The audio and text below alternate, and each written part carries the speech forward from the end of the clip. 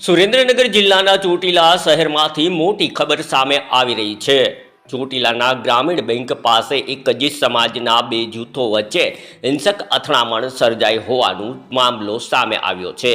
સામાન્ય બોલાચાલી બાદ મામલો એટલો ઉગ્ર બન્યો કે બંને પક્ષો વચ્ચે લાકડીઓ અને અન્ય હથિયારો સાથે સામસામે આવી ગયા।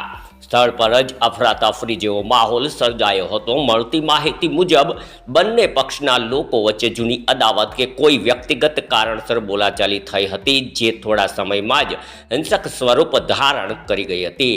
આ અથડામણમાં મહિલાઓ પણ લાકડીઓ સાથે જોડાઈ હોવાની માહિતી પ્રાપ્ત થઈ રહી છે। ઘટનામાં 2 થી 3 લોકોને માથાના ભાગે અને પગના ભાગે ગંભીર ઈજાઓ પહોંચી છે। તમામ ઈજાગ્રસ્તોને તાત્કાલિક સારવાર માટે હોસ્પિટલે ખસેડવામાં આવ્યા હતા। ઘટનાની જાણ થતાં જ ચોટીલા પોલીસ કાફલો તાત્કાલિક ઘટના સ્થળે દોડી આવ્યો હતો। જો કે પોલીસે પહોંચે તે પહેલાં જ એક જ પક્ષના આરોપીઓ નાસી છૂટ્યા હતા, પરંતુ પોલીસની ઝડપી કામગીરીના કારણે ગણતરીની કલાકોમાં જ વાંકાનેર બાઉન્ડ્રી પાસેથી આરોપીઓને ઝડપી પાડવામાં આવ્યા છે।